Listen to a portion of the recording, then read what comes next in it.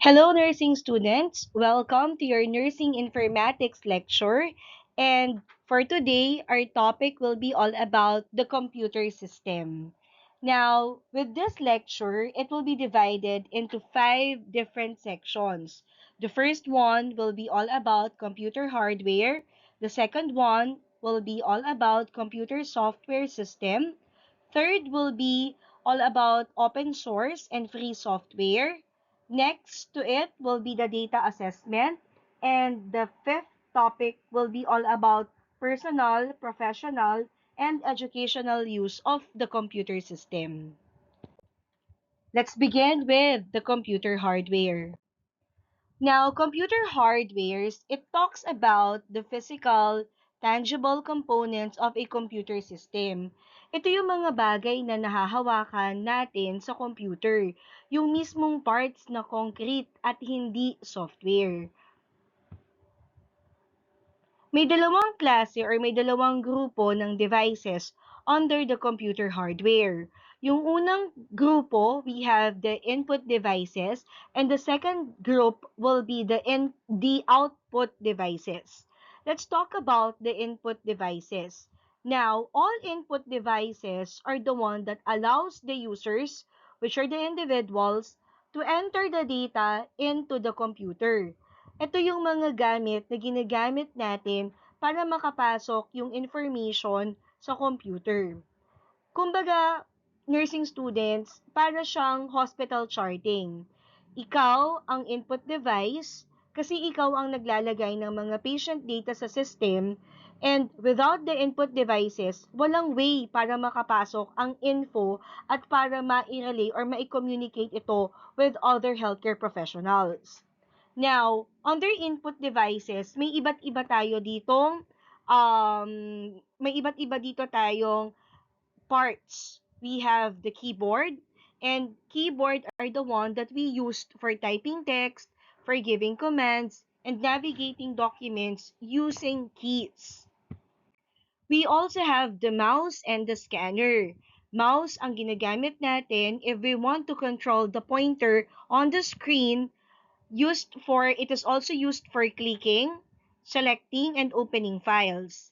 Scanner naman, on the other hand, are the one that helps us convert documents or images or pictures into a digital format para ma-store natin at para ma-edit natin yung mga iba't ibang bagay patungkol sa mga kailangan nating gamitin in our profession or sa ating trabaho.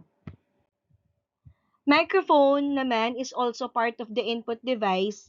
Ang microphone ang ginagamit natin for us to capture sounds sa pamamagitan ng ating mga boses or minsan with music, and then it will be sent into the computer para ma-record or para gamitin din as part of the communication. Now, output devices naman ang ikalawang grupo ng computer hardware na may kinalaman pagdating sa pagpapakita ng resulta na ginawa ng computer. Ibig sabihin, ito yung ginagamit natin para makita natin yung pinaka-result or yung pinaka-output. One of the parts that we are considering or ang isa sa mga ginagamit natin for the output devices is the monitor. Monitor is a material, or monitor is an equipment na ginagamit to display text, to show images, to play videos, and to see graphics or diagrams or charts. Printer naman will be the one that produces the physical copy or yung mga tinatawag nating hard copy ng mga digital documents. Doon natin piniprint yung mga text, yung mga pictures or images. We also have speakers and projectors na kung saan ang speaker naman, the one that helps us convert audio signals into sounds, so the users will be able to hear music, the voices or the instructions or the commands, even system sounds. Projector naman ang nagiging kapaki-pakinabang if we need to do lectures or show presentations in a larger group, na kung saan ang projectors ang tumutulong to enlarge items or presentations, and mas madalas ang mga projectors mga naka-built na to or set up na to, let's say in a lecture hall or in a conference room or in an auditorium para mas malaki yung screen na magpo-project ng presentation. For other fields such as engineering and architecture that they need to print out certain drawings or plan, kagaya ng mga blueprint, ginagamit natin yung plotter na kung saan mas detalyado at mas kumpleto at buo yung pagpiprint natin ng mga ideas or concepts nila. Apart from the different groups of computer hardware also have its own types. Kung tawagin natin, internal hardware and external hardware. The internal hardware are the one na nasa loob ng computer. Hindi mo ito basta-basta makikita. Kaya ito yung may kinalaman dun sa mga grupo kagaya ng central processing unit, motherboard, and yung tinatawag nating hard drive. Yung external hardware naman ang mga nasa labas ng computer. Ito naman yung mas madalas ginagamit natin directly. So, ito yung mga pinag-usapan natin kanina ng mga iba't ibang devices such as the keyboard, the mouse, the monitor, and the printer. Now, why is it important for us to know all about the computer hardware? Kasi, number one, computer hardware enables the computer to function and process the data. So, ibig sabihin nito, parang tayo sa hospital, kung wala tayong mga medical equipment such as the stethoscope, the BP apparatus, or thermometers na ginagamit natin in obtaining patient's vital signs, hindi natin maa-assess ang health status ng pasyente. Hindi natin madadocument ano yung current vital signs ng client natin. So basically, class, computer hardwares are equivalent to what we call medical equipment or nursing tools na kailangan natin as part of our patient care. Pangalawa, sabi natin, computer hardware helps users interact with the system. Ibig sabihin, parang yung keyboard at yung mouse, ginagamit siya ng mga nurses para mag-chart or para mag-encode ng data sa electronic health record ng client. Na kung hindi natin ito magagawa, hindi tayo makakapag-input, ibig sabihin, yung vital signs ng client mo or yung current health status ng client mo, hindi natin properly madadocument or hindi tayo makakapagbigay ng updates.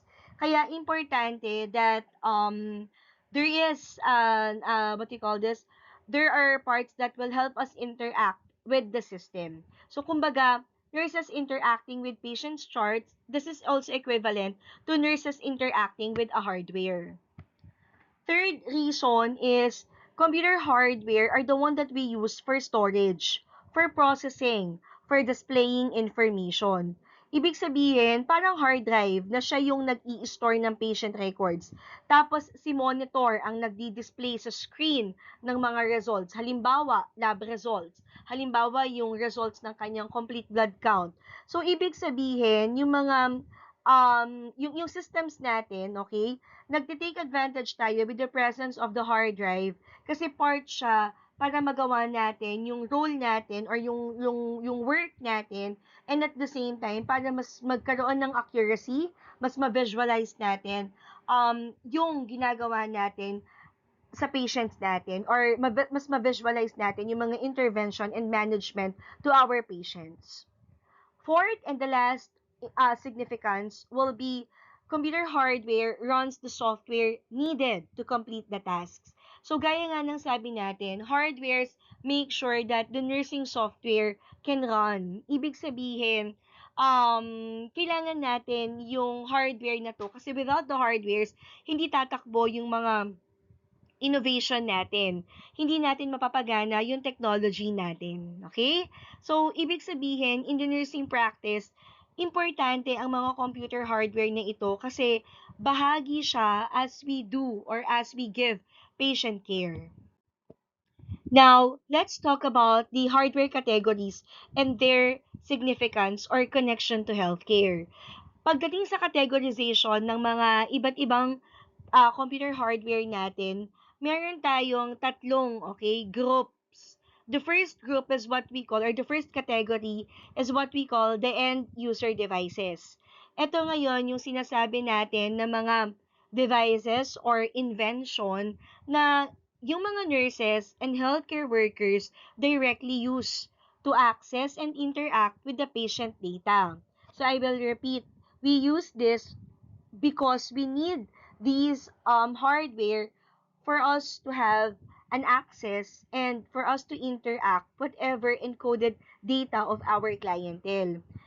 Class, ito yung mga gadgets na hinahawakan mismo nating mga nurses, hinahawakan mismo ng mga doktor. Ginagamit natin ito, hinahawakan natin itong mga to kasi para makita agad natin at mai-update agad natin yung patient records in real time at exact time, okay? Now, ano-anong klase itong mga end user devices? Ano ba itong mga invention na ito?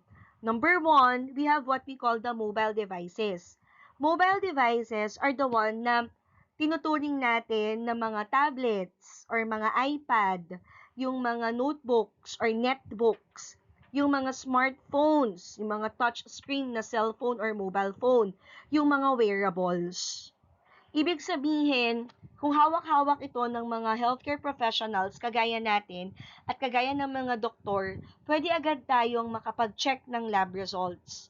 Pwede agad tayong makapag-encode ng obtained, let's say, vital sign measurement ng mga clients natin or readings. Pwede agad nating mai-upload yung mga naibigay nating medication, their dosage, the time, okay? And iba't iba pang detalye, pwede agad natin yang ma-share sa system through these mobile devices. But not only end user devices focus on the one that we can hold or the one that we can carry. End user devices can also be categorized into workstations na kung saan eto yung mga personal computers or yung mga tinatawag nating desktop computers na naka-install, na nakalagay sa mga nurses station or to different offices. Ito naman ginagamit para mag-chart, para mag-update ng patient progress, at the same time para mag-print ng reports, no?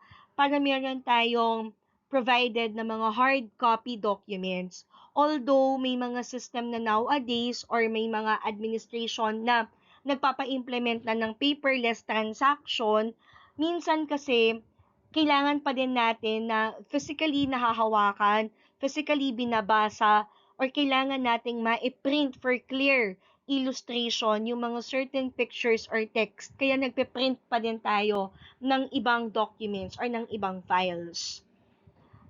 Other category of the end user devices are what we call bedside terminals. Bedside terminals naman ang mga computers or monitors sa tabi mismo ng mga pasyente. So, ito yung mga tinatawag naming real-time chart kasi ito na yung mga kadalasan nakakabit na yung mga aparatus or yung mga medical equipment or device sa mismong pasyente. At namomonitor na nila yung current status ng client, ano na yung lagay niya, and nagre-record na siya ng mga na-obtain niya na data. I will give you an example about the bedside terminals. Ito class yung mga nakikita nyong mga monitor na nasa kwarto ng pasyente or nandoon sa unit ng pasyente or nandun sa bed ng pasyente malapit. Madalas ito nakikita sa mga specialized area kagaya ng intensive care unit or critical care unit na kinakailangan ng close monitoring. O kaya naman mga post-op observation natin, post-operative cases ng mga client. Halimbawa, in every 5 minutes or in every 15 minutes, kailangan nare-record yung vital signs ng client or namomonitor, continuously monitored yung, let's say, cardiac condition ng client. So, ito yung mga advancement na nakikita natin within our clientele.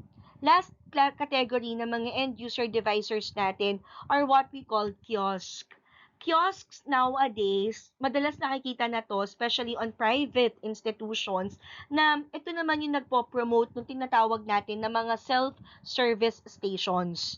self-service station. So, ibig sabihin, ito yung mga nagkalat na mga parang tower or yung mga towers na may mga monitor, touch screen.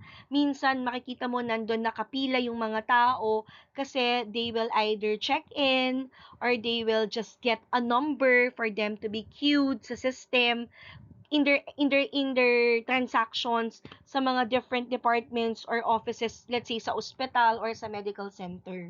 Ayan. May mga kiosk din na doon tayo kumukuha ng mga requests. Ayan, halimbawa patient record. So pwedeng mga ganon. So yan yung mga tinatawag nating end user devices. Now, the second category of the hardware are what we call the infrastructure. Ang infrastructure naman, ito yung mga naninigurado na reliable yung communication or yung pag-disseminate natin ng patient data or ng information to other people involved sa patient care. Halimbawa, si doktor nag-prescribe ng amlodipine.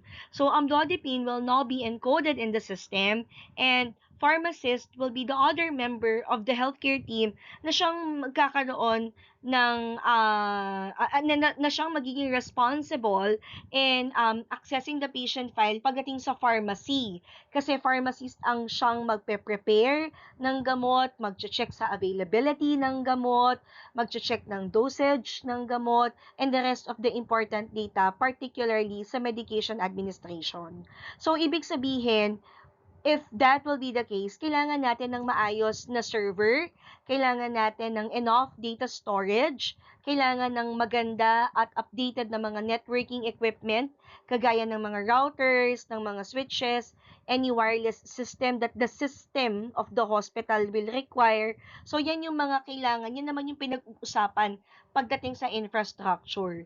Sa madaling salita, ito yung aspeto ng computer hardware natin that maintains the integrity and the availability of whatever implemented healthcare system ng institution na pinagtatrabahuan natin. Next will be the peripherals. Ang peripherals ay isa ding category ng computer hardware na importante sa larangan ng ating propesyon sa healthcare. Ang mga peripherals kasi ay mga external devices that support both the input and the output function. Ito yung kung tawagin natin, quote and unquote, extra tools na nakakabit or nakakonect sa mga computers natin para mas maging functional sila. Examples ng mga peripherals natin are the printers, are the barcode scanners. Ibig sabihin, these are examples of devices na kailangan ng nurses natin kasi printers will be the one that will print the patient's chart, the laboratory results or the diagnostic test results, the discharge summaries na iuuwi ng pasyente natin. So, ibig sabihin, part siya ng documentation natin, na part din siya ng responsibility natin that we have to provide a hard copy. Barcode scanners. So, di ba na-introduce ko na sa inyo that there are hospitals to ensure medication administration is correct and less ang errors, there are BCMAs implemented. BCMA, that's the Barcode Medication Administration. Those are scanners na ginagamit and this will help as part of the safety check tool para maiwasan nga yung errors. So, those are examples of your peripherals. Now, second part of our discussion will be all about the computer software naman. Now, pag pinag-uusapan ang salitang software, it's more of a system. It's more of the one na gumagana in our hardware. Ito yung hindi natin nakikita, but it's the one functioning and helping our lives to be easy, no? Mas madali yung ating trabaho at mas maging accurate and efficient yung workflow natin. Now, computer system software, it's a collection of programs. Ito yung minimanage at kinokontrol ng computer hardware, kababanggit ko nga lang, and it allows other software to run. Ibig sabihin, ito yung programs na nag-organize at nagko-control ng hardware para gumana yung mga applications natin, yung mga na-develop natin na mga systems. Ibig sabihin, parang sa ospital, ito yung hospital policies and protocols na siyang nag-o-organize ng workflow para makapag-function ng maayos at magampanan yung kanya-kanyang roles ng mga nagtatrabaho sa kanya. Let's say yung nurses, yung doctors, yung mga staff, okay? So, para siyang nagbe-bridge between the user, the hardware, and the application, making sure that everything works smoothly. So, ganyan ang ginagawa ng computer system natin. So, para siyang middleman, no? Middleman na siya yung nagko-connect kay nurse bilang si nurse yung user, kay hardware, which are the computer devices, at dun sa application, which is the database, or dun sa system na ginagamit natin. Kung walang system software class, hindi mag-uusap or hindi gagana, hindi mag-uusap yung nurse at yung hospital system. Hindi gagana yung advancement ng technology na na-discover natin kasi walang gagamit nito. Okay? Kaya importante ang computer system software natin. Now, there are computer system software in the healthcare, and the reason why we need or why we take advantage or benefit ng computer system software sa healthcare, number one, nakakatulong kasi ito in managing patient care, as well as in clinical operations, pati na rin sa kung papaano tumatakbo ang hospital administration. The software organizes the patient care and hospital operations, such as yung EHR system. Sa EHR system, dito nakalog lahat ng vital signs, lahat ng gamot na natanggap ng pasyente, yung mga charges sa mga services and medical equipment or paraphernalias na ginagamit sa client, even the progress notes of the patients. So, parang nurses cardex nga lang, more on a digital form at mas nagiging mabilis ang coordination. The second reason why computer system software is used in healthcare, it helps us with a foundational record keeping. Na ito, software keeps permanent patient data or patient records na parang hospital chart na hindi ito mawawala. Nakastore lamang siya sa system.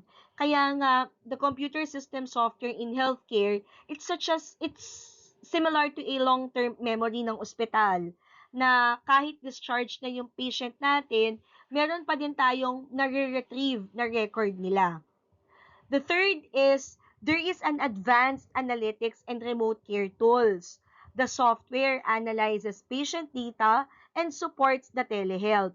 Parang nurse researcher na nag-a-analyze ng trends. Halimbawa, trends ng, the blood pressure pattern ng pasyente, yung results ng laboratory ng pasyente. So, similar to a telehealth applications, no? Na may nurse consultation kahit nasa bahay yung client or yung patient natin. Next is the data security. Ito, it protects patient information na parang confidentiality principle sa nursing ethics, hindi tayo basta-basta pwedeng makita, hindi natin basta-basta pwedeng makita yung iba't ibang klase or iba't ibang input sa patient chart natin. So, ibig sabihin, the software class or the computer software system, it is equal to a lock and key ng patient records. May tinatawag tayong term, interoperability. Ano ang ibig sabihin nito? It's a different systems that can share data. I will repeat, interoperability deals with a different systems can share data na para bagang may referral system tayo. Halimbawa, from emergency room, patients can be referred to, let's say, intensive care unit. Of course, depende sa severity ng kaso niya. Or in an outpatient department. Ibig sabihin, lahat ng data connected. Ibig sabihin, in interoperability, the nurse hand-off report na seamless dahil nga integrated ang system. Workflow integration, ang ibig sabihin naman nito, the software fits into a daily hospital routines. Parang duty roster na naka-automate.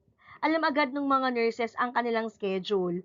Alam agad nila yung kanilang patient assignment. Alam agad nila yung mga tasks na dapat nilang gampanan or dapat nilang ma-accomplish. So, ayan yung tinatawag natin computer system software in healthcare. Now, there are also what we call types of computer system software. Ito naman, may iba't ibang klase ng software na ginagamit natin. Yung una, ang tawag natin, systems software. Ito, it runs and controls the computer. Ito yung, kumbaga, basic program na nagpapaandar sa computer natin. Parang sa ospital, ito yung life support machines. Hindi sila flashy, pero sila yung nagpapatakbo ng buong system. Meron din tayong tinatawag na operating systems. It's also a type of a computer system software. Ito yung naririnig nyong mga OS kung tawagin. It controls the hardware, it manages the files and the memory, it provides a user interface, and ito din yung nag-handle ng mga system resources natin. So, kung i-analyze natin siya, para siyang charge nurse ng computer. Siya yung nag-organize ng lahat ng tasks. Siya yung nag-a-assign ng resources. Siya yung nagko-connect sa mga nurses at sa hardware. Okay? Naintindihan ba? Nga lang, under the operating systems, meron pa tong subcategories. Ito yung device drivers, ito yung utility software, at yung mga firmware. I-explain at pag-aralan natin isa-isa. Simulan ko with the device drivers. Ang device drivers ang mga nag-aalaw sa operating system to communicate with hardware. Ito kasi yung mga tinatawag nating specialized programs na nag-aalaw sa OS to communicate with other connected innovation or iba-iba pang parts ng computer natin. Halimbawa, ito yung mga drivers na ini-install natin para gumana yung nakakonect kay computer, kagaya ng printer. I can still remember during my time, no, as a millennial, yung mga drivers before, if you will purchase a device, nakasama yung mga tinatawag namin noon na CD or compact disc, na yun yung ipapasok namin sa CPU, i-run, then i-install. It enables the yun nga, so the drivers enables the hardware, I mean the connected hardware para gumana. Okay? Now, meron din tayong tinatawag na mga utility software. Ang mga utility software naman ang siyang ginagamit to help optimize the system performance. So, ibig sabihin, ito naman yung mga programs designed to help maintain and protect the system. So, ito yung ginagamit natin kagaya ng mga antivirus software. Ibig sabihin, these are the one that is included or inside our operating system na ang role nila is to scan and remove any form of virus or any form of malware. Under din sa mga utility software class, yung mga tinatawag nating disk cleanup tools or mga backup software na kung saan yung mga disk cleanup tools, these are examples of a utility software na nagtatanggal ng mga unnecessary files para magkaroon tayo ng free up spaces. For the backup software naman, ito naman yung mga ginagamit natin if we want to save copies of our files, lalo na if we need them for a recovery. Part din ng utility software yung mga examples kagaya ng mga file compression tools. I just remember the WinZip or yung WinRAR na kung saan it helps us reduce the file size, especially if we need this for storage or if we need to share the file or transfer the file to other resources or to other sources. Next subcategory is what we call the firmware. Firmware are the one which identified natin as the low-level software, which are stored on each chip, and then it provides essential instructions for hardware to function. So, para ba siyang, it is closely tied to the hardware and usually not changed often. Ito yung mga BIOS or yung mga BIOS or UEFI na mga firmware na siyang initialized ng hardware during, let's say, computer startup. Mga router firmware, ito naman yung nagmamanage ng mga internet traffic. Meron din tayong tinatawag na mga smartphone firmware na ito yung mga basic phone function kagaya ng touchscreen input or yung mga battery charging aspects naman. And then, computer software systems are also applied to several fields. Ibig sabihin, hindi lamang healthcare nagbe-benefit sa computer software systems, or the software systems are used, or it is or it can be applied to different field, to different aspects, kagaya ng business, kagaya ng education, for communication, for entertainment, or even for e-commerce or marketing. Ibig sabihin, ito yung mga iba't ibang klase ng software na na-innovate or na-discover natin na beneficial sa kanya-kanyang larangan. Halimbawa, in business and in office works, importante yung mga word processors, importante yung spreadsheets or mga accounting tools. Kasi these softwares supports documentation or support documentation, even the data management and organizational of the tasks na kailangan nilang gampanan. Halimbawa, yung mga word processors kagaya ng Google Document or Microsoft Word, they help us in writing our reports, writing our letters, documenting our files. Yung mga spreadsheet naman, kagaya ng mga Google Sheets, Excel, yan, yung mga ginagamit natin na yung mga yan na ginagamit natin for, let's say, duty roster, mga patient census, may kinalaman sa statistics, calculation, ayan. So, importante yung mga klase ng software na yan. Sa mga accounting tools, kagaya ng mga QuickBooks, importante yan, let's say, sa mga billing, mga financial reports or financial management. The education and e-learning can also benefit on a computer software kasi may mga nade-develop tayo na nagiging kapaki-pakinabang if we want to learn, if we want to be trained, and if we need to manage academic performance, or let's say can use it as part of the e-learning, part of our um, um, um, part of our development, or part of our enhancement, na etong mga to, yung mga software na to, it could be in a form of an online learning platform, kagaya ng Moodle, kagaya ng Canvas, na ginagamit to sa mga lectures, sa mga review or presentation of new knowledge. Pwede din yung mga tutorial software, kagaya ng mga Khan Academy, kagaya ng mga Osmosis, ayan, or yung mga iba't ibang systems na nagbibigay ng mga lessons, yan, na pwede nating pagbasihan sa mga skills na ginagamit natin, let's say, in the nursing practice. School management tools, kagaya ng mga pag-aayos ng mga student records, grading system, even the scheduling. For the internet and communication naman, ito, of course, nagtatake advantage tayo sa software kasi kailangan natin siya for connectivity, exchange of information, kaya gumagamit tayo ng mga browsers, such as Google Chrome, such as Mozilla Firefox, such as Edge. Yun yung mga ginagamit natin ng mga online resources na pwede din nating ma-open yung mga iba't ibang klase ng portals, whether it is WHO, DOH, or even the institution or the hospital portal itself. Email naman, kapaki-pakinabang ito pagdating sa official communication. Let's say, between the institution and the staff, or between an institution to a certain entity or a certain organization. Dito natin ipinapasok yung mga iba't ibang email or iba't ibang accounts natin, like with Microsoft, with Google Mail, or Outlook, Microsoft Outlook, ayan. So, yun yung mga ginagamit natin for the communication.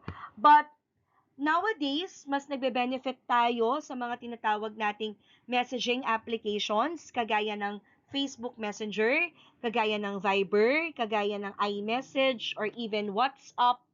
WhatsApp, ito yung mga ginagamit ng tao, especially ng mga healthcare professionals, for a quick update and coordination. Kung kinakailangan si Doc mabilisan ma-update agad ng lab test ng client, minsan ginagamit natin Viber, tapos i-upload natin yung photo ng kanyang lab test or yung mismong file ng kanyang diagnostic exam.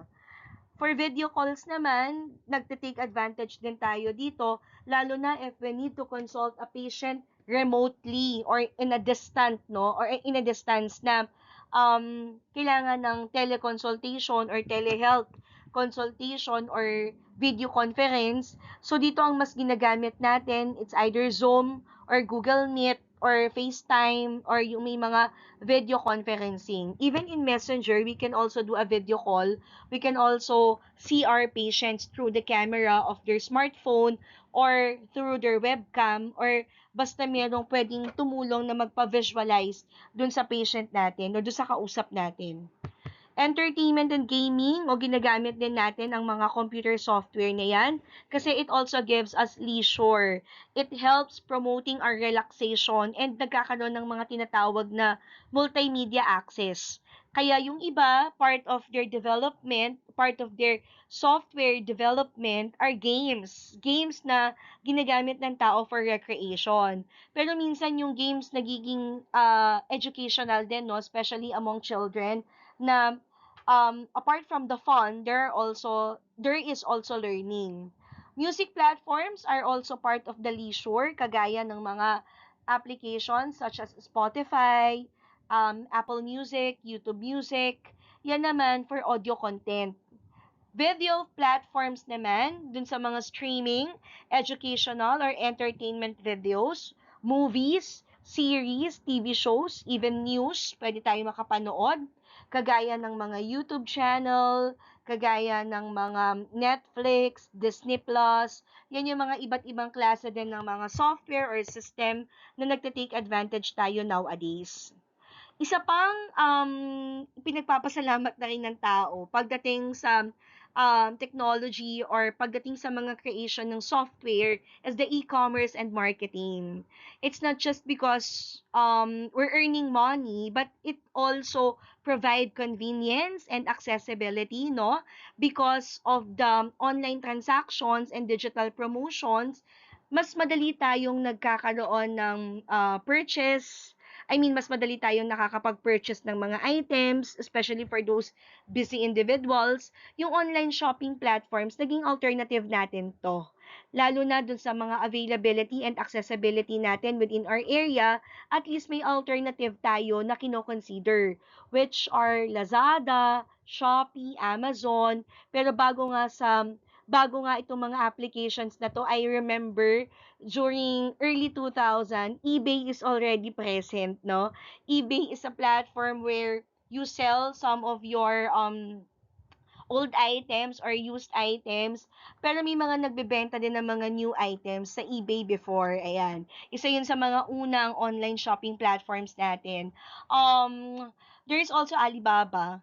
But pagdating naman sa marketing side, yes, we take advantage of the e-commerce and marketing as well.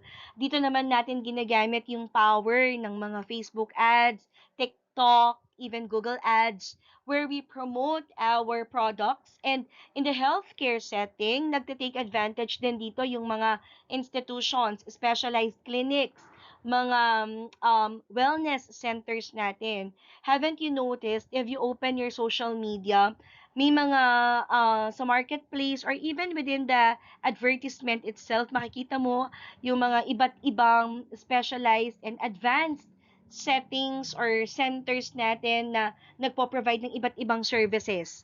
Halimbawa, mga diagnostic test, mobile clinics, yung mga skincare, mga ganyan. So, that's part of their promotion of their campaign, health campaign, and their services.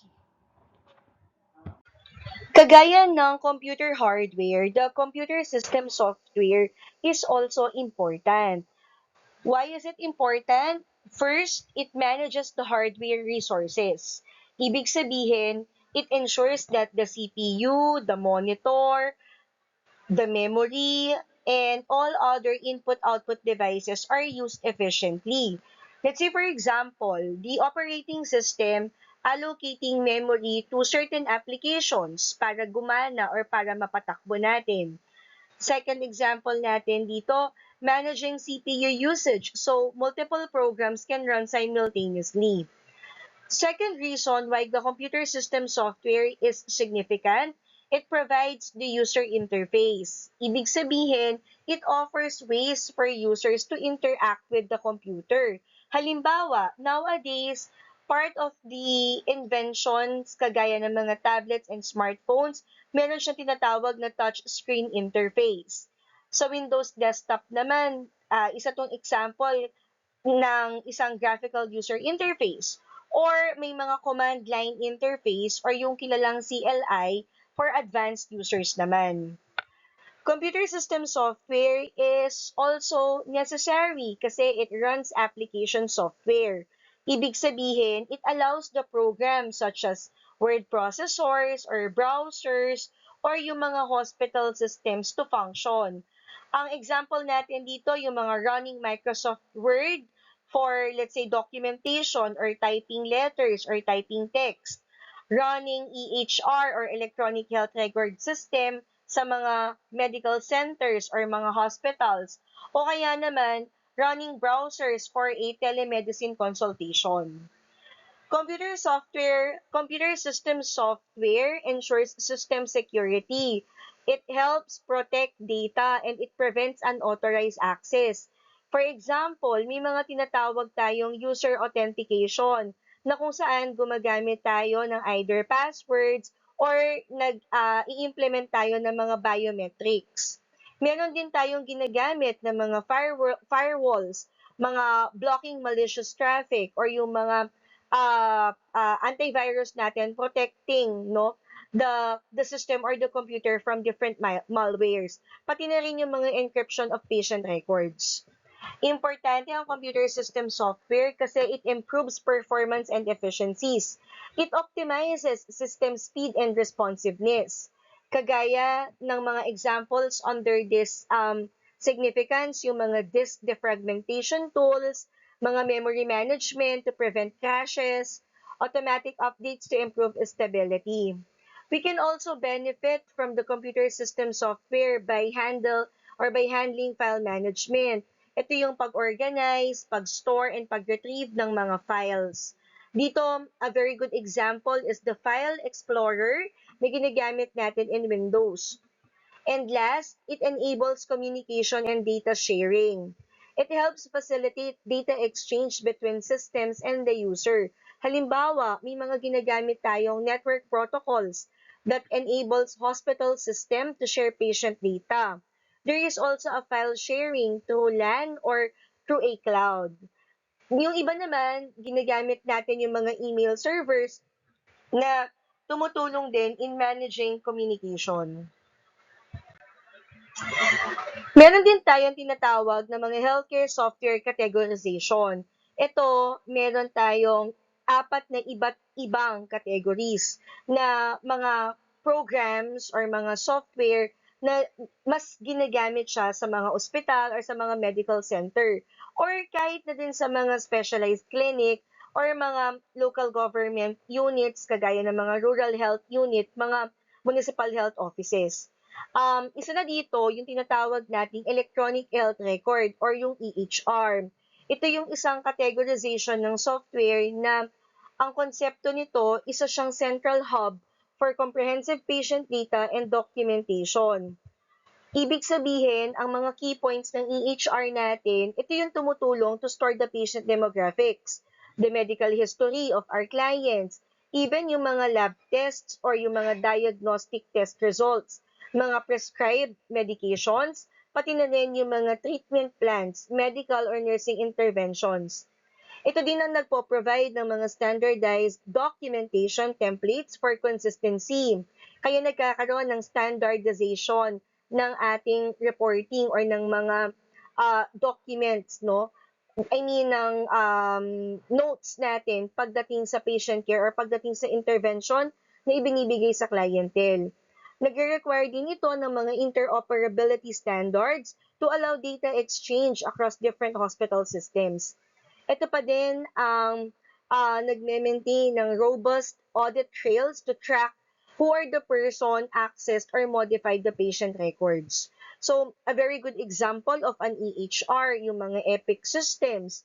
Ito yung widely used na hospital electronic health record.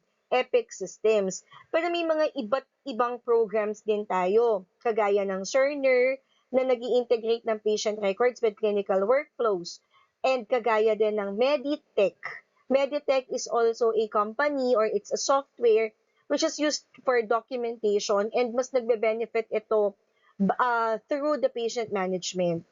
Dito naman sa Pilipinas, let me cite examples na kung saan certain tertiary and specialized hospitals or institution used EHR system. Isa na nga dito yung St. Luke's Medical Center. Alam naman at kilala naman natin ang St. Luke's Medical Center as one of the leading tertiary and specialized advanced hospital or healthcare institution dito sa ating bansa. Ang St. Luke's Medical Center, gumagamit ito ng system like an electronic health record system na kung tawagin or ang pangalan nila or the trademark is Sunrise, Sunrise EHR. It is developed by Altera Digital Health, and in both centers or in both branches of St. Luke's Medical Center, the one in Quezon City and the one in Taguig City, pareho itong ginagamit, pareho itong implemented. Mga features na ginagawa ng EHR ng St. Luke's or nung Sunrise, Sunrise EHR, it helps digitize the patient records and the workflows. Ginagamit din ito ng mga professionals in St. Luke's for their clinical decision support. It also helped them securing management of over thousands, specifically 48,000 admissions and millions of outpatients consultations annually. And the impact of their EHR to their institution, it streamlined documentation. There is also a faster collaboration among the doctors, among the nurses, and it helped them improve their patient-centered care.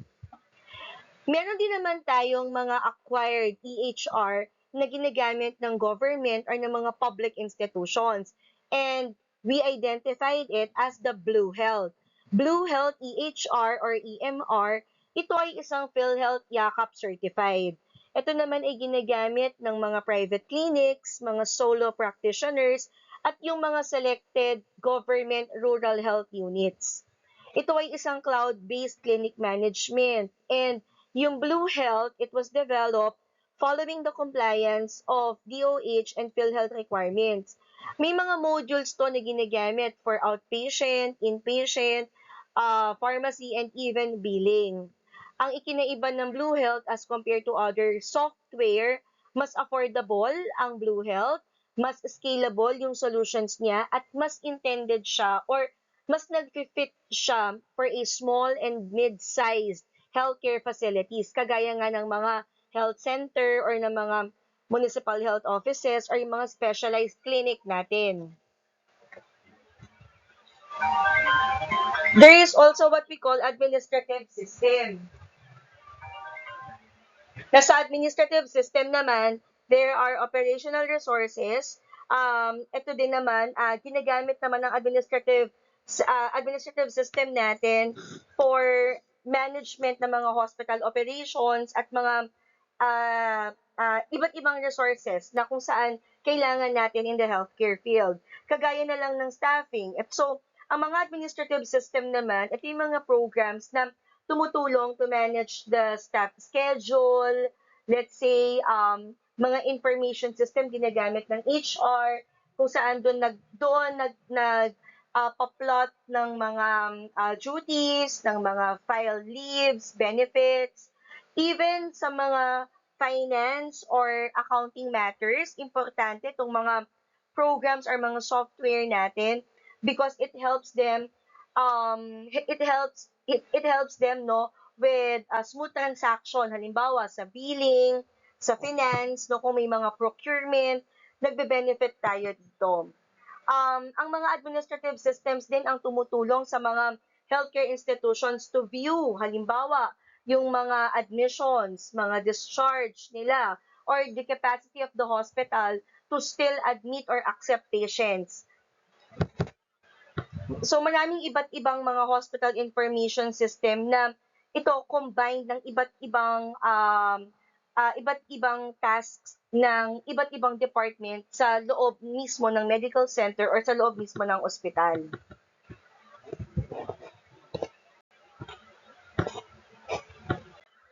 Ito yung mga examples or sample screenshots ng isang electronic health record at ng isang administrative system. Kung mapapansin ninyo, for the EHR, dito kompleto yung detalye na kailangan natin sa isang pasyente. So hindi lamang to pangalan, date of birth, tirahan, gender. There are also other files na if we will click, we'll have the data na kailangan mo. Halimbawa, mga test results sa laboratory or sa mga diagnostic procedures or biopsy na ginawa sa kanya. Mga medications na prescribe ng doktor. In the medication folder, nag-a-update ito kapag may mga bago sa prescription. So, the EHR will be able to allow us to view all the updates. Same thing dun sa mga interventions na ginawa sa pasyente, mga input-output, nandyan lahat ng detalye. Ito naman yung isang halimbawa ng administrative system. This one is a sample of a dashboard ng isang ospital o tertiary hospital na pinapakita niya yung number of patients available, let's say in a certain unit. So dito nakikita natin yung bilang ng admitted patients, yung capacity ng ospital na tatanggap pa ba siya ng mga pasyente or it already reached the maximum capacity. These are examples, class, na marami ding iba't iba pang klaseng presentation or images ng EHR at administrative system in certain or in different healthcare institutions. Meron din tayong tinatawag na mga categorization such as clinical decision support system at yung advanced care platforms. Ito namang CDSS, it provides a real-time clinical guidance. And ito yung tumutulong to integrate decision rules into workflows. Gaya ng nabanggit ko kanina, St. Luke's Medical Center is one of the hospitals here in the Philippines na meron silang ginagamit na AI-driven diagnostic support. It is embedded in their Sunrise, no? Sunrise EHR, yung provider or yung program nila pagdating sa electronic health records. So, importante ang CDSS kasi it helps the clinicians flag anomalies base dun sa mga naka-upload na results. Halimbawa, sa blood test, sa blood chem ng client mo or sa x-ray result or sa CT scan, MRI, ECG. So, kapag merong beyond the normal limits or below the normal limits, automatically, the system determine those and then nag-a-alert agad siya, nagpo-provide agad siya ng pwedeng maging possible diagnosis and yung possible intervention natin to prevent complications. Part din ng CDSS yung supporting the medication safety checks. Halimbawa, kung may mga drug interactions, mga alerts pagdating sa dosing and pagdating sa schedule ng medication administration. So, hindi lang St. Luke's ang nagbe-benefit sa CDSS. Even the medical city, the one in Ortigas, they also integrate CDSS modules in their own health information system, lalong-lalo na sa Department ng Cardiology at ng Oncology. Meron din silang risk prediction tools para naman sa mga chronic disease management. Ang PGH naman, one of our tertiary public hospital, meron silang locally developed system. Yun yung pinakita ko kanina na Radish, and yung isang system nila, ang tawag naman nila Carrot, no? Actually, it was a doctor who developed those systems. Baka mahilig sa vegetables, kaya puro pangalan ng mga vegetables yung acronym ng kanilang mga systems. Anyway, in PGH, what they support, or they also support the clinical decision making in resource-limited settings naman. So, ibig sabihin, ang mga key functions nila dun sa kanilang sariling CDSS, meron silang diagnostic support in radiology and pathology, meron ding alert pagdating sa patient deterioration, at saka drug interaction checks. Nag-i-standardize din ito ng quality of care across different departments, across different units. Pag-usapan naman natin yung ika-apat na healthcare software categorization. Ito yung advanced care platforms, no, in Philippine hospitals. Ito yung mga ginagamit natin na platforms or programs pagdating sa population health analytics. Kung baga, dito nakasaklaw yung mga telehealth services, secure remote data handling, na itong mga to, present din naman sa mga private hospitals, kagaya ng Asian Hospital and Medical Center. This is a tertiary hospital down south, no, sa may bandang Muntinlupa City, na sila naman, ang kanilang advanced care platforms, they implement or they utilize Philips IntelliSpace. It's a name of a program, it's a trademark na ang purpose niya or ang ginagawa naman nito is more on the population health analytics. Pero nagpo-provide din ito ng telehealth consultations which is also integrated with their patient records. For Makati Life Medical Center naman, meron din silang sarili nilang advanced care platforms na may advanced analytic dashboard. Eh yun naman sa kanila, it is a program named VIZ, no? VIZ as in V Victory IZ, HIS, Health, that stands for Health Information System, na it supports remote patient monitoring and secure data exchange. For CSMC, and that's your Cardinal Santos Medical Center, ang kanila namang purchased advanced care platform is the Siemens Health Thinners. Ang Siemens Health Thinners, if I am not mistaken, it's an international brand or international company, a platform na sa CSMC naman ginagamit for imaging integration. It enables secure handling of radiology data for remote consultations. So, ang key features nun, of course, the telehealth services, the population health analytics, lalong-lalo na for the chronic disease management. Meron din tayong high-level data integration across the hospital systems and a strong security protocols pagdating sa patient confidentiality. So these are examples or images of a CDSS and an advanced care platforms. Na nagva-vary din ito, of course, depende dun sa program or software na ginagamit ng ospital. Para lang lumawak yung imagination ninyo, class, I am presenting pictures or images. Now, let's move on to the third part of this lecture, all about the open source and the free software. Ang mga open source and free software in healthcare or yung tinatawag na OSFS, ito yung mga transformative trend in healthcare nowadays. Kasi ang mga open source and free software, they help reshape the healthcare information technology by offering flexible and community-driven solutions. Halimbawa, in a Philippine setting, kanina nabanggit ko na yung Blue Health. Blue Health is a DOH-supported open source electronic health record na ginagamit sa mga rural health units, sa mga probinsya, sa mga barangay, sa mga municipality. Na ito yung tumutulong to provide an outpatient record, a maternal health tracking, and PhilHealth claims processing. Ang OSFS, ito din ay isang alternatibo to proprietary systems kasi it offers options beyond expensive licensed systems kagaya ng mga nabanggit ko kaninang programs na Epic at saka Cerner. Yung Epic kasi at saka Cerner, may bayad yung mga yon at hindi lang yun basta bayad lang their cost is quite significant na of course, if that is significant, it will add to the hospital or to the medical center's expenses. In a Philippine setting, itong mga traditional proprietary systems na to, ito yung tinatawag nating CHEATS. CHEATS stands for Community Health Information Tracking System. Ang CHEATS, ito ay isang program.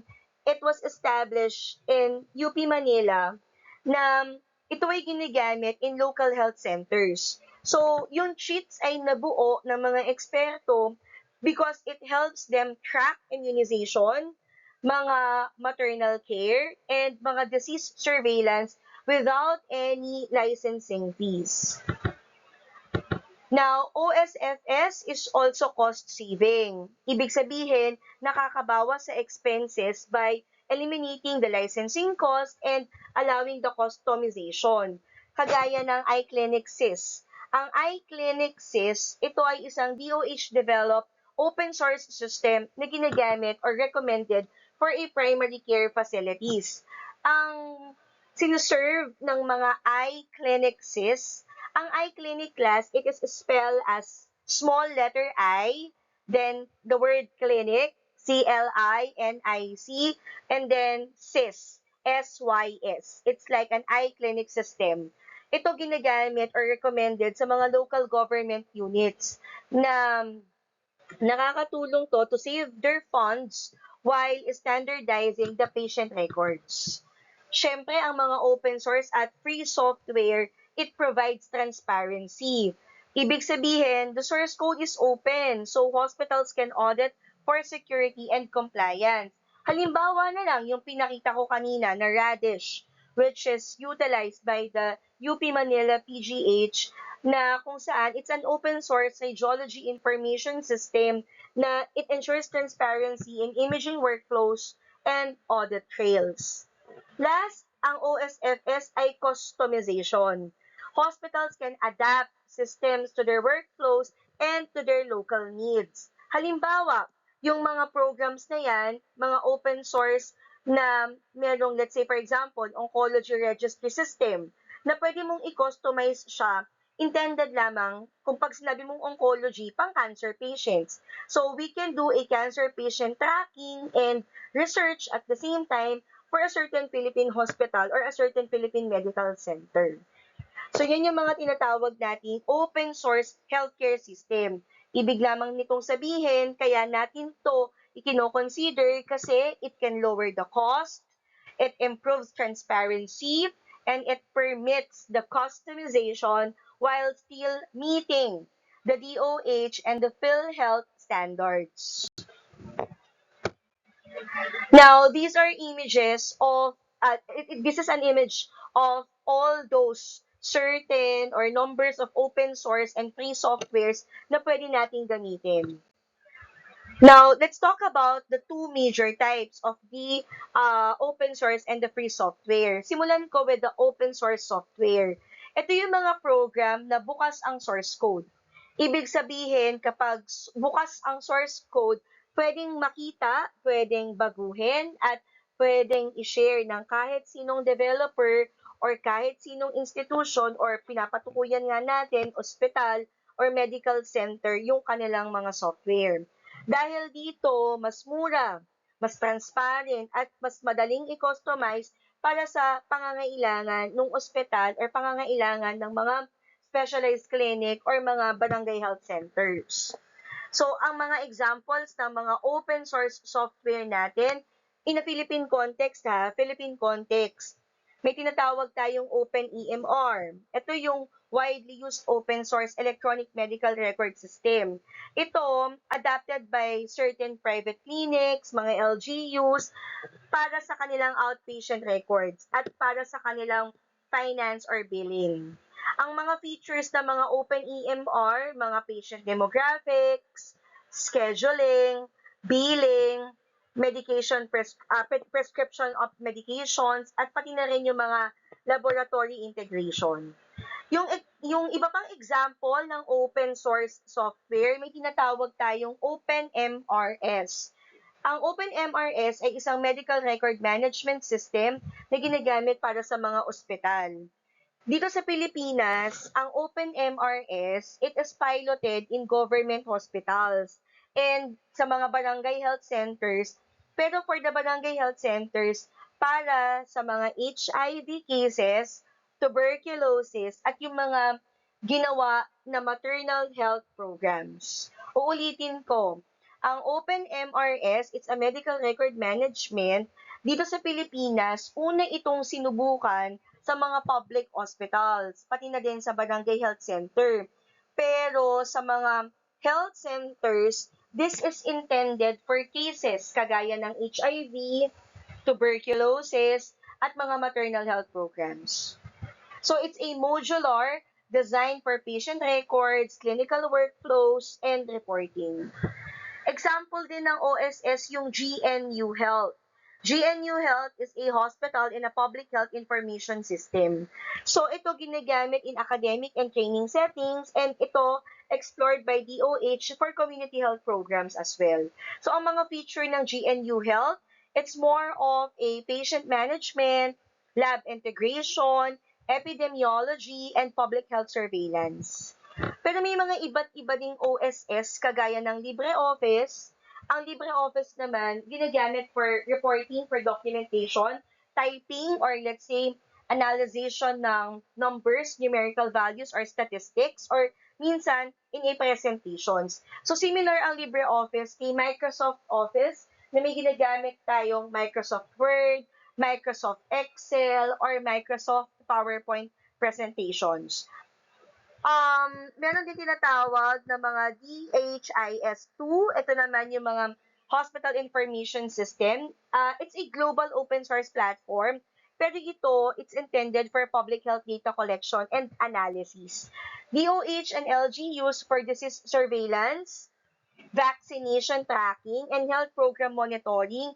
Ito yung preferred nila. So I will repeat, DHIS2 ginagamit dito sa Pilipinas on the Philippine context by the Department of Health and local government units to track vaccination for disease surveillance and mga health program monitoring.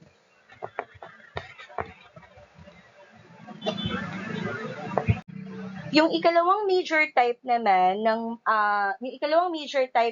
software natin is what we call the free software. Free softwares can be used without paying for licenses.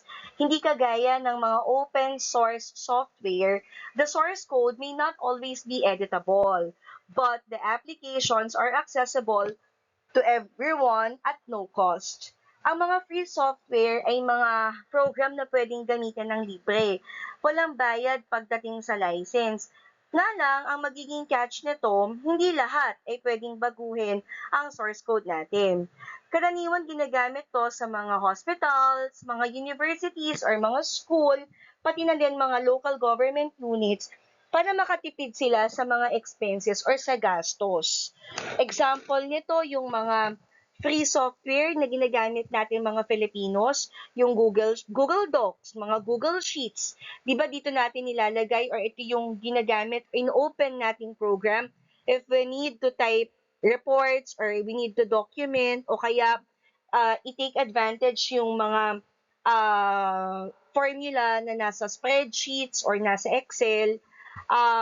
Dito ginagamit to ng mga ospital for patient census report, yung mga duty rosters, administrative documentation, and sa mga nursing schools naman, nagbe-benefit din tayo dito, halimbawa sa mga assignments, mga lecture, mga collaborative projects. Example din ng mga free software or programs, yung Zoom or Google Meet.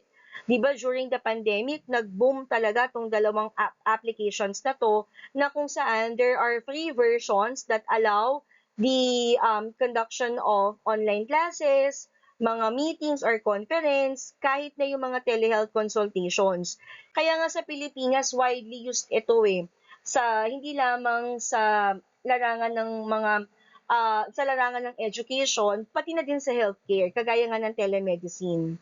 Hospitals use them for staff meetings or kaya naman mga patient follow-ups. So, lalo na kung remotely yung isang member ng, let's say, board of directors or mga supervisors or kailangan mag-held ng lectures sa lahat ng hospital personnel, kung hindi uubra yung physical lecture, let's say on a lecture hall or auditorium, ginagamit na din natin itong mga free software na to. Mozilla Firefox is also a very good example na it's a free browser, lalo na if we will search for, let's say, resources, accessing online resources, or ginagamit natin to for us to do our research. Sa mga nursing students, madalas gumagamit tayo nito, yung mga browsers natin. Lalo na if we need literature reviews, at sa mga ospital naman, for us to open the halimbawa, portal ng pinaka-ospital na pinagtatrabahuan natin or access WHO website, DOH portals, PhilHealth online system. So, pwede yung mga yan. Kasama din sa mga free software, yung mga free antivirus programs na help protect computers from malware and viruses without any subscription fees. Halimbawa nito yung mga AVAST or AVG. Yan, tumutulong to secure the patient records and academic files, lalong-lalo na sa mga resource-limited settings. So ngayon pag-usapan naman natin yung gamit ng open source and free software. Ito naman, ipinapaliwanag na ang mga open source and free softwares can be used personal, professional, and education.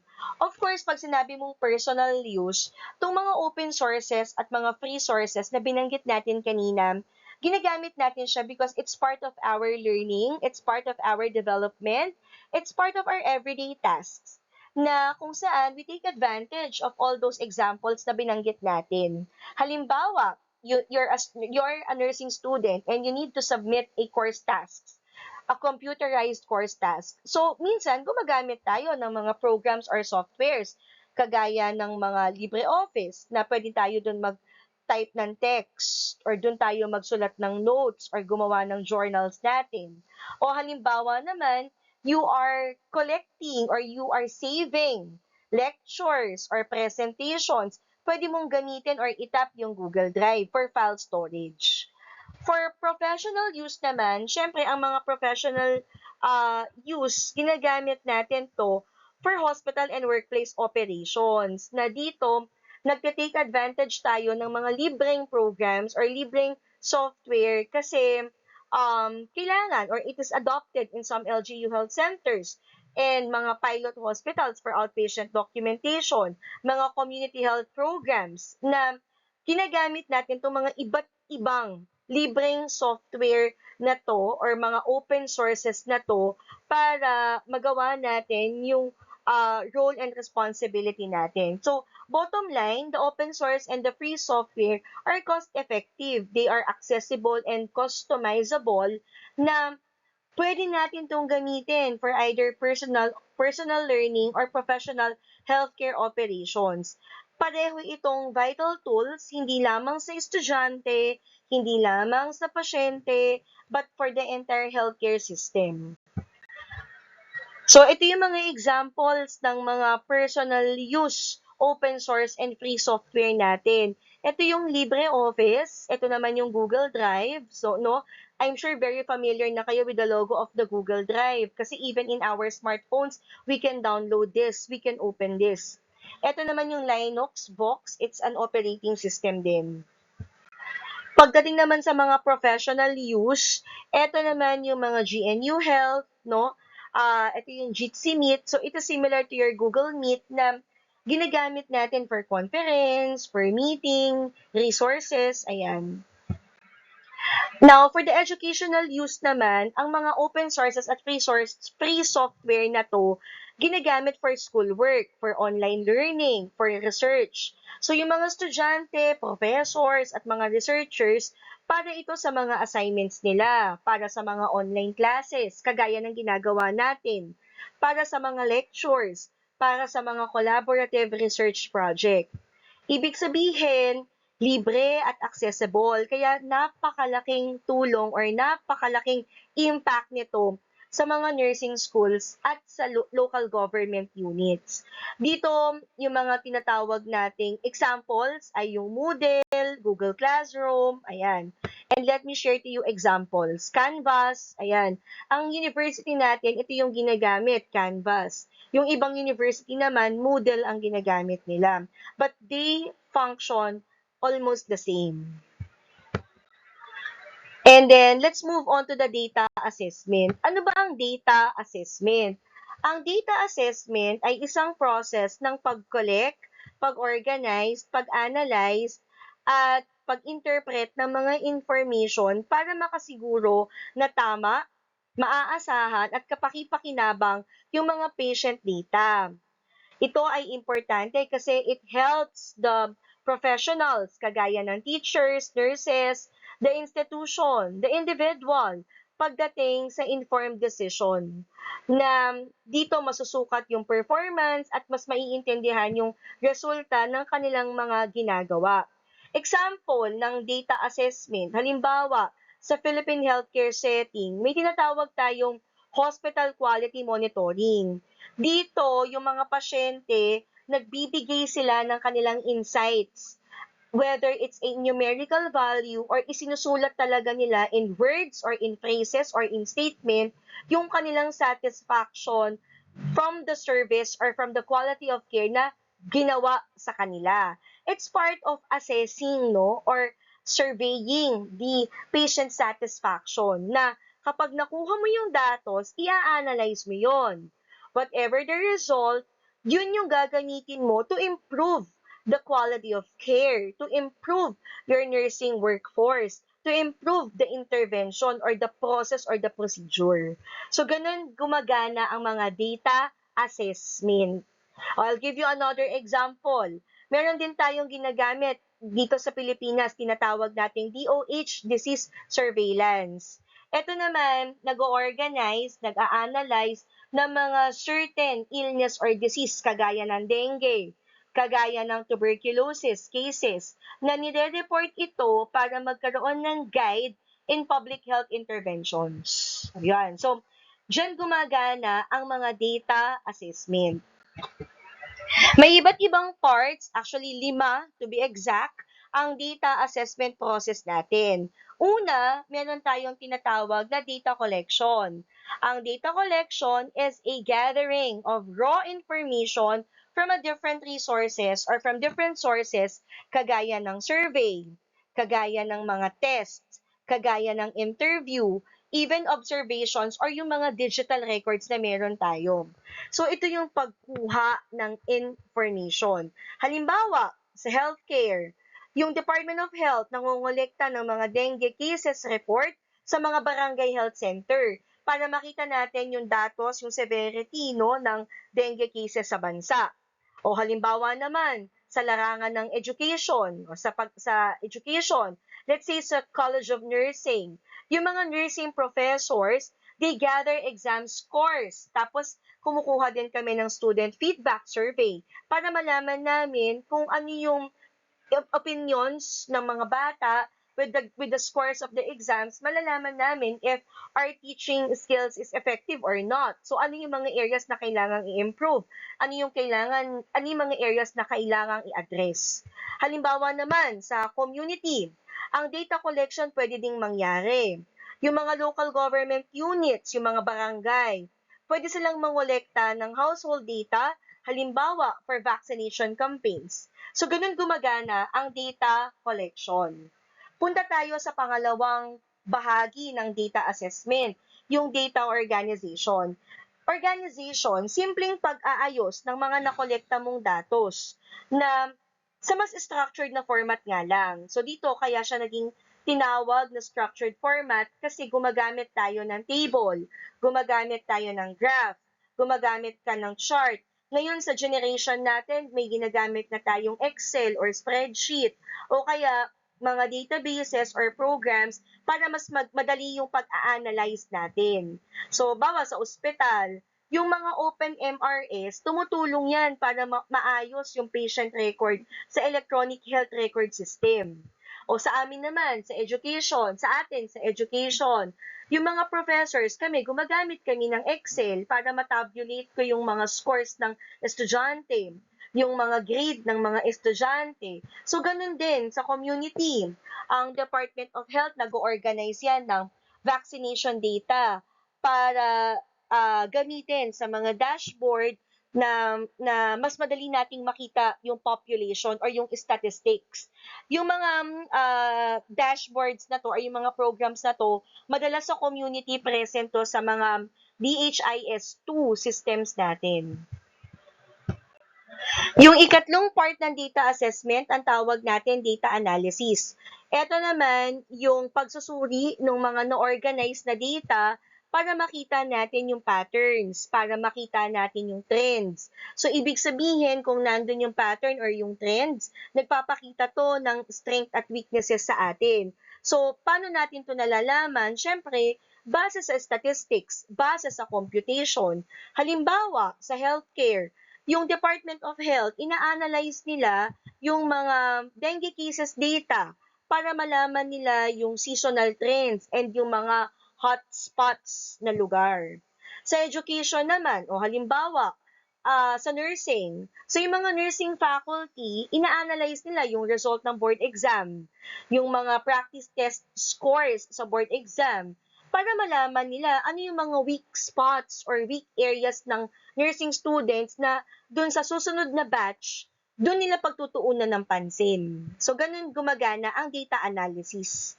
O pag-usapan naman natin yung ikaapat na bahagi, yung data interpretation. Ito naman yung pagkuha ng conclusion mula dun sa na-analyze mo, mula dun sa part 3. In-analyze natin yung data para mas maintindihan ang resulta. Gagamit ka ngayon ng interpretation kasi ito yung magbibigay ng recommendation, magsasuggest ng action. O let me cite an example. Halimbawa, sa healthcare. On a Philippine context, hospitals interpret patient satisfaction survey results na pwedeng mag-recommend ng pwede mong improvement or pagbabago sa staff nurses mo, sa quality of care na ibinibigay nila sa mga pasyente. So, ganun gumagana ang data interpretation. O halimbawa, sa education, magbigay ulit tayo ng isa pang example na gumagana ang data interpretation. Yung mga nursing schools interpret exam analysis. Nagagamitin nila yung interpretation na yon to adjust their teaching strategies or focus ng kanilang review or yung content ng kanilang lectures or ng mga topic na tinuturo nila. So, doon gumagana ang data analysis at ang data interpretation. Yung ikalimang bahagi ng data assessment, we call it the data reporting.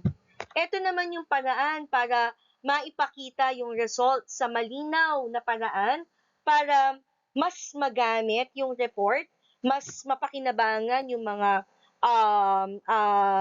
interpretation natin. And this is via charts, graph, mga presentations, minsan may mga interactive videos pa or para lang maipakita or maipresent siya na mas maiintindihan. Kasi ang mga data reporting or data reports natin will be our basis pagdating sa decision making at pagdating sa pagbibigay ng feedback. Meron din tayong tatlong iba't ibang sources or types of data. May tinatawag kang quantitative data, qualitative data, at yung mixed methods or mixed type of data. Obviously, quantitative, quantity, ang pinag-uusapan natin dito are the numeric data, which are most of the time expressed in numbers, pero meron ding in percentage at meron ding in frequencies.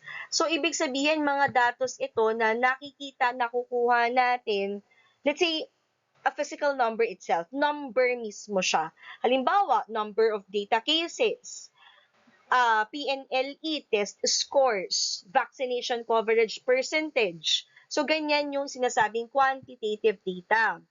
Ang qualitative data naman is more on a descriptive data gathered.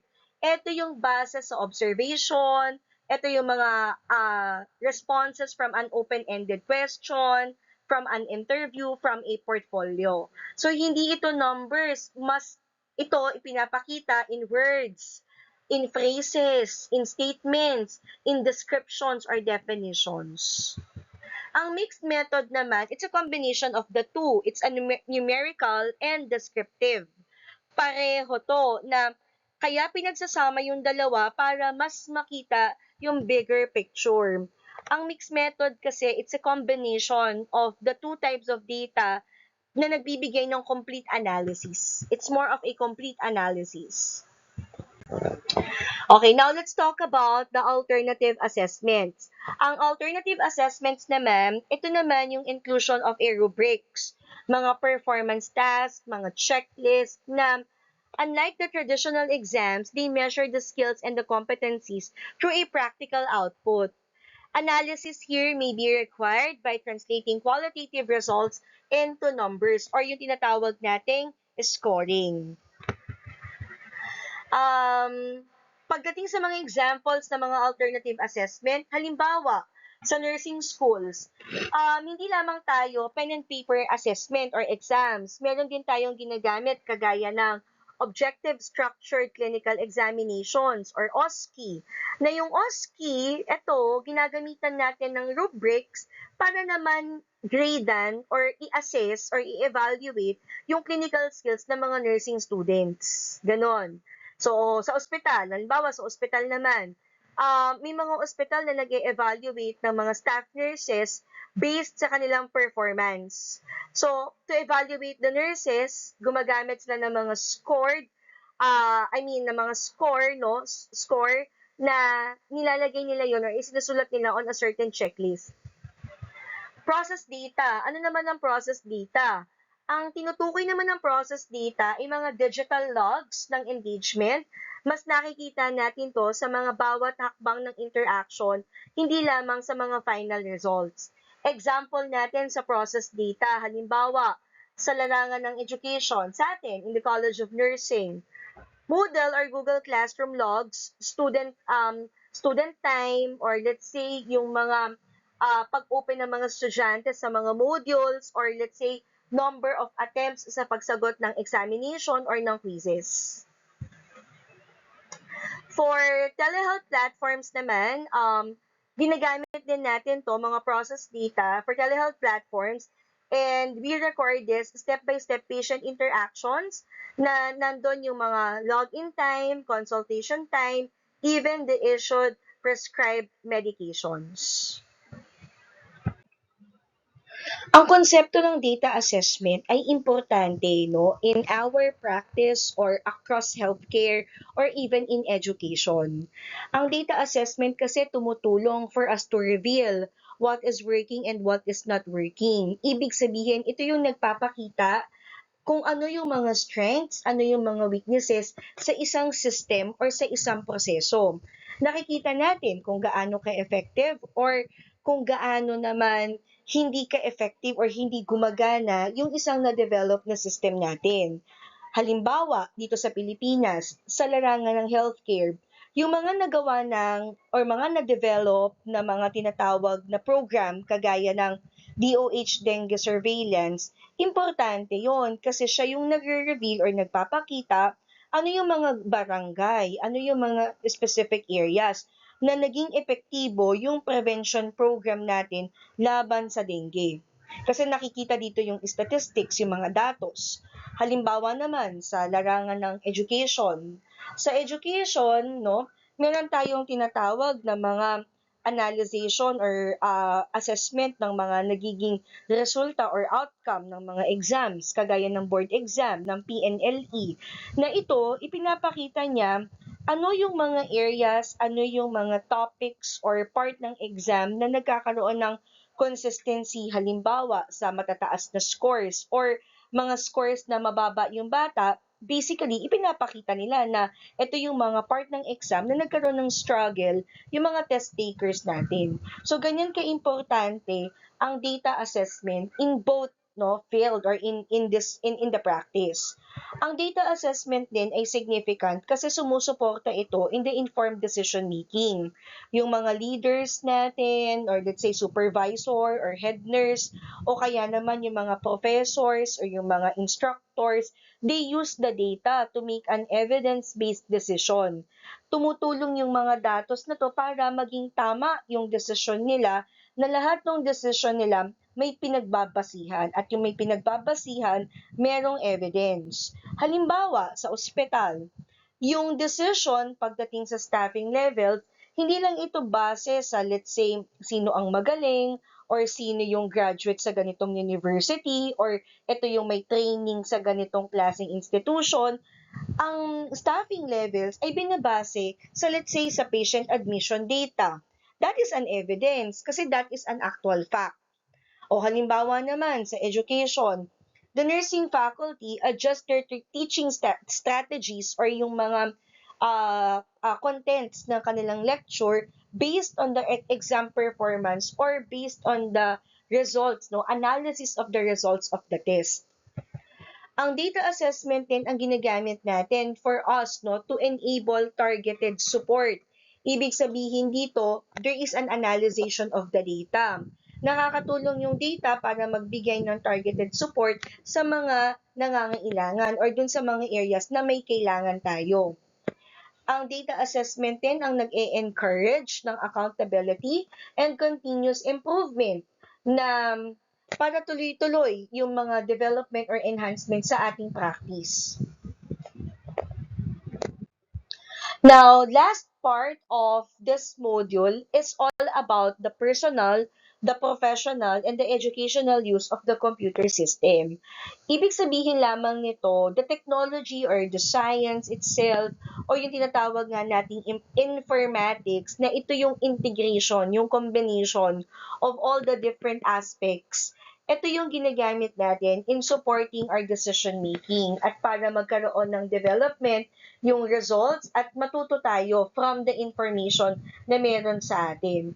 Ang informatics kasi ang nagiging tulay between dun sa data at dun sa decision making natin.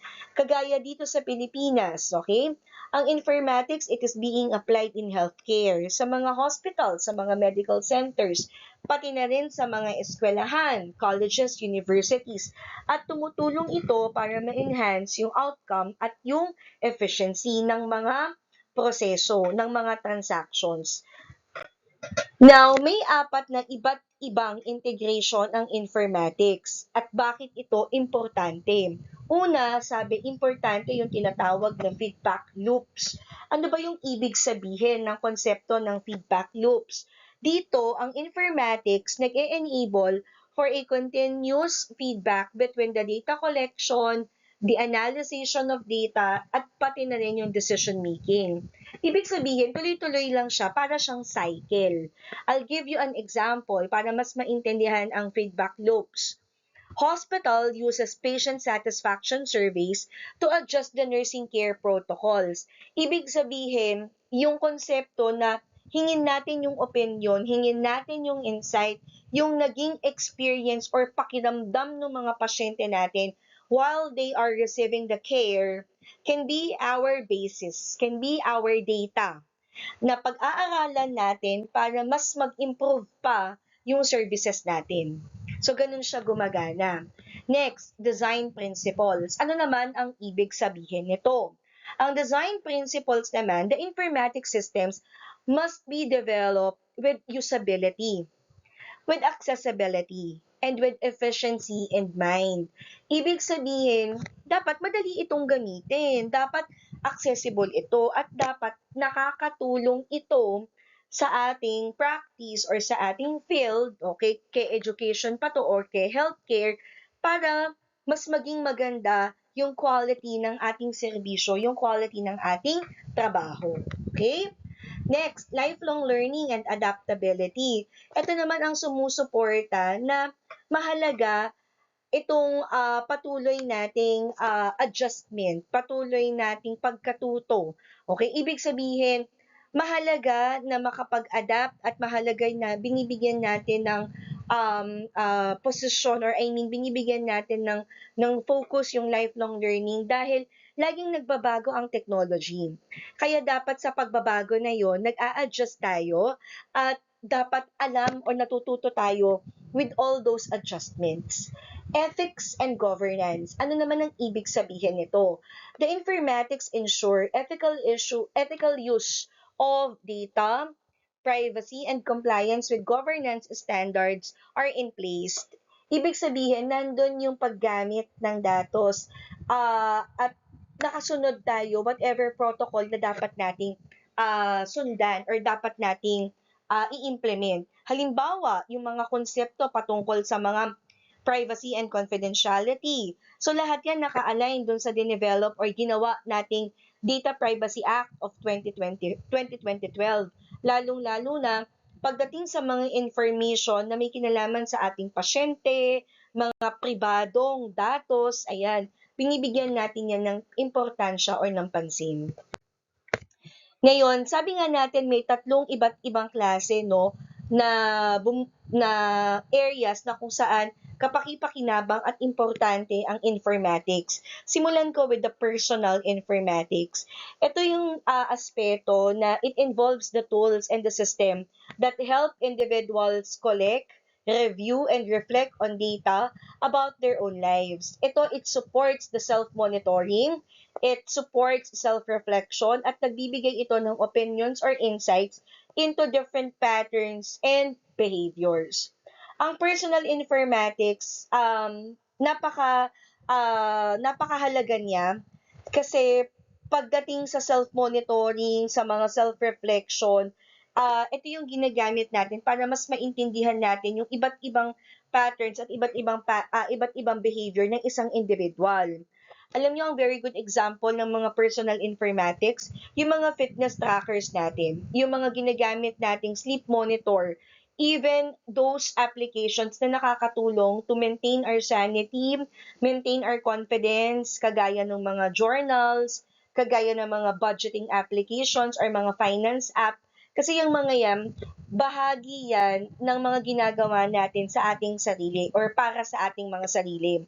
Dito pumapasok yung mga apps na gumagana sa mga smartwatch natin or even in smartphone na tinutulungan tayong makita at mamonitor. Halimbawa, ano yung function ng cardiovascular system natin, like our heart rate or our blood pressure. So may mga iba't ibang development yan na yung mga mobile devices na yan, if we will attach in our body or if we will input certain personal information natin, they will help us, no, makita yung behavior natin, magkaroon tayo ng sariling, let's say, health and wellness pattern na ginagamit or gagawin natin.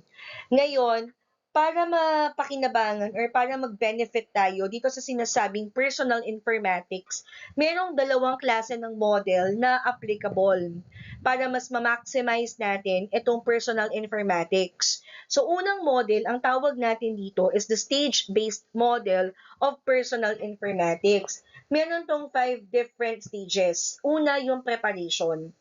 Dito, ang sinasabi sa preparation stage, this is the point na it helps us decide what to track and anong klaseng setting up tools ang gagamitin natin. Kumbaga, dito isa-set up pa lang natin sa mga devices or sa applications natin, ano ba yung gusto nating i-track? Ano ba yung gusto nating i-monitor? At ano ba yung gusto nating maintindihan yung ating pattern or yung behavior na pwedeng mag-emerge sa atin. O halimbawa, sa mga nursing students, pwede nyong i-track yung mga study hours nyo kagaya gamit ang mga applications kagaya ng Google Calendar or yung Notion. Notion is an application. O kaya naman mga fitness tracker na nagmo-monitor. Halimbawa, heart rate mo, yung na-burn mong calories, mga ganun. So, sa preparation, iisipin mo, pipiliin mo, ano ba yung gusto mong i-monitor sa sarili mo? At ano yung application na para sa'yo, mapapakinabangan para ma-achieve yung goal mo? Second is the collection. Ito naman yung stage na nangangalap ka na ng datos. Ito na yung actual na kinukuha mo yung data mula dun sa devices na meron ka, mula dun sa ipine-present ng application na ginagamit mo. O halimbawa, lumalabas na sa example, sa Canvas, yung records mo kung ilang beses ka nag-attempt ng quiz, kung ilang beses mo binuksan yung module, kung ilang beses mo pinanood yung lecture. The third stage is what we call the integration. Ito naman yung organizing and combining of data para maging structured yung format niya. Halimbawa, yung pasyente, ini-integrate niya yung diet logs niya doon sa application na ginagamit niya na may kasama na ding blood sugar readings niya or mga na-burn niyang calorie. So, yun naman ang ibig sabihin sa integration. Di ba pag sinabi mong integration, pinagsasama, ino-organize mo, nagiging systematic tayo with all the other details. What about reflection? Ang reflection naman, there is an examination na sinasabi ng data natin. Reflection kasi yung nagpapakita sa atin, ano ba yung naging pagtingin niya sa data para makita natin yung pattern, para makita natin yung behavior. O halimbawa, sa reflection, a student or let's say a nursing student reviews the study logs showing yung kanyang productivity. Halimbawa, productivity niya kasi sa tuwing umaga pagkagising niya, nag-aaral agad siya, nag-check agad siya ng mga lectures, nakikinig agad siya ng mga recorded videos. So pwedeng ganon na nagre-reflect siya, kaya pala ako naging achiever for this term kasi ito yung mga naging habit ko. And ang mga evidences ko, ito sa app na to, pinapakita niya na consistent ako every morning. I started opening modules and watch the recorded lectures. Last or the final stage naman in this stage-based model is the action. Ito na yung sinasabi nating using of insights from the reflection to make the changes. So, kung ano yung kung ano yung inisip mo, ano yung in-examine mo, ngayon isa sa katuparan mo put into intervention or into action. Dito na yung aspeto na dahil sa reflection mo, nagkakaroon na ng pagbabago sa habits mo, sa strategies mo, kaya nag-iiba na din yung pattern or yung behavior natin. Now, this illustration only explains that the personal informatics is not a one-time process. It's a cycle of preparation. Cycle na kung saan paulit-ulit nating ginagawa itong mga to para makita natin yung strategies applicable to us, para makita natin saan tayo magbe-benefit, at para sa ano yung nagkakaroon ng positive effect sa atin. And the stage-based model only help us visualize the different 5 stages na itong mga to, it's iterative and pwede nating gamitin, no? I mean, pwedeng maging kapaki-pakinabang all the stages in our life or in our behavior to change or to alter our behavior and our patterns. Yung ikalawang model ng personal informatics, ito yung tinatawag nating lived informatics model. Now, for the concept of this type of model, it only focuses on the 2 aspects. Sabi nga nito, it intertwined, no? All these 2 aspects, the collection and reflection rather than sequential. Hindi siya yung, kumbaga, parang kanina stage-based, sunod-sunod. For the lived informatics, it's sabay possible na nangyayari or sabay na natin itong nai-implement.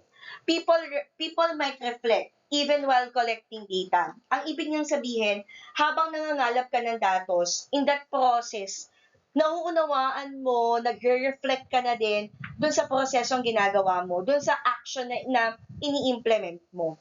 So, the lived informatics model help us understand how personal informatics system should be designed to support an actual human behavior rather than just a linear flow. So, kaya versus kay stage-based model, kumbaga parang mas realistic yung paliwanag or mas realistic yung model or yung um, framework ng lived informatics model over dun sa isa. Kasi totoo naman yun eh. Mas importante in the development of the program or a system yung actual behavior natin kesa yung may sinusunod lang tayong process. Next is the why does the personal informatics matter? Well, syempre, nakakatulong ang personal informatics para mas maging aware tayo sa ating mga sarili. Self-awareness ng isang individual patungkol sa kanilang mga kalusugan, sa kanilang mga habits, even sa kanilang behavior. Ang personal informatics na ipapakita yung pattern natin. Na pattern in the sense na kung alin yung healthy at kung alin yung mga dapat nating tanggalin or baguhin sa ating sistema. Pangatlo, ang data kasi nagiging basehan natin yan eh. When it comes to our lifestyle, when it comes to our habits, when it comes to our behavior. So with the help of personal informatics, yung information or yung data na nakukuha natin from all those several applications or programs or system, ito ngayon yung nagiging evidence natin for a data-driven change in our lives. And of course, there is an empowerment na dahil dito, nagkakaroon tayo ng control, no? nagkakaroon tayo ng control sa ating kalusugan, sa ating finances, even kung papaano tayo natututo from our lectures, from our subjects, or yung mga course contents ng course natin or dun sa ating pag-aaral. So basically, the personal informatics matter kasi nga it builds self-awareness, it reveals pattern, it drives evidence-based changes, and it empowers individuals. O punta naman tayo sa professional informatics. Ang professional informatics naman ay isang klase ng application. Ito mas kapaki-pakinabang in our work setting, in our organization, in our profession. Ito kasi, it involves using information system to collect, to store, to analyze, to transmit, and to act on certain data para ma-deliver natin yung service na kailangan nating ibigay to our clientele more effectively. Okay, more effectively. Sa professional informatics, dito nabibigyan pansin natin yung ating roles and responsibilities na kagaya sa atin sa healthcare. It's our part of our job is to analyze the data. Ibig sabihin, ang role ng analyzing data ay pagtingin dun sa mga trends, sa mga issues, para makagawa tayo ng tamang solusyon. Second, sabi natin, ang role ng designing or ng selecting tools ginagamit natin para sa pagpili or sa paggawa ng software na makakatulong sa ating trabaho. Doon naman sa collaboration, ito naman yung pagtutulungan ng iba't ibang members of the healthcare team or other field of practice, kinakailangan natin para ma-integrate yung technology sa daily workflow natin. And nakakatulong din ang training and support sa pagtuturo naman sa mga users kung paano gamitin yung system ng tama at ng appropriate. In ensuring compliance naman, ito yung pagsunod natin sa mga batas, sa mga protocol, sa mga standards para protektado yung data ng client or ng pasyente natin. So simple lang, yung professional informatics, ang role nito goes beyond the technology.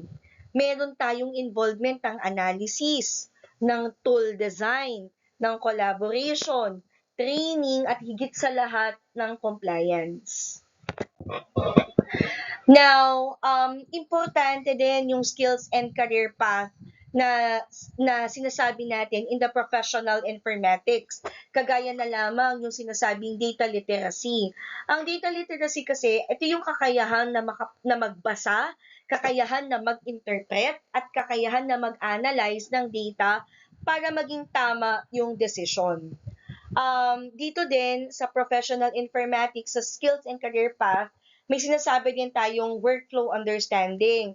Ito din importante kasi na naiintindihan natin yung actual na process ng trabaho para ma-integrate yung informatics ng maayos.